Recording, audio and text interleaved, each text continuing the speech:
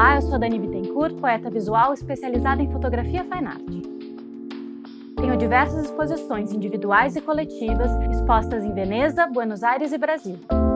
Minhas imagens podem ser encontradas na Vogue, no site Lens Culture, revistas artísticas, galerias online e nas minhas redes sociais.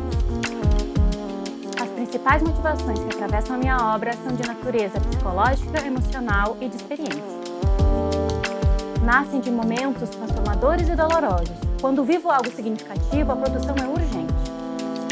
A linguagem do autorretrato fotográfico é muito eficaz como forma de expressão e construção narrativa.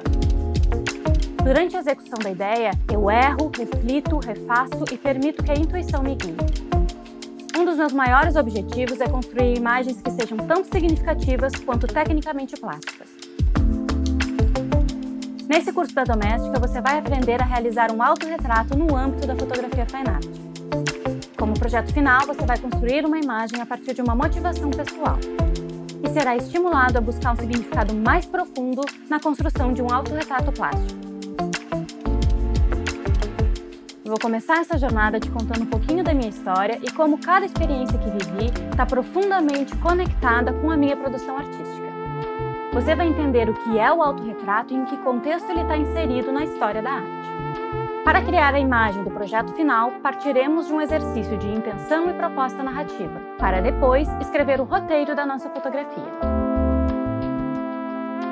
Vou te mostrar o equipamento fotográfico que eu uso e diferentes formas de disparo. Você vai ver como eu monto o cenário, penso na iluminação, me posiciono e posiciono os elementos. Finalizada a sessão, vamos analisar as imagens que não deram certo e entender a importância do erro no processo criativo. Depois, selecionaremos as melhores fotos até chegar na imagem final. Para terminar, eu vou te ensinar como criar a atmosfera desejada para o seu autorretrato utilizando ferramentas do Photoshop. Ao final desse curso, você vai saber usar a fotografia como ferramenta de autoconhecimento e expressão aplicada à linguagem do autorretrato. Para me acompanhar, é importante ter noções básicas de fotografia e também de Photoshop, além de contar com uma câmera com modo manual e o programa instalado no seu computador.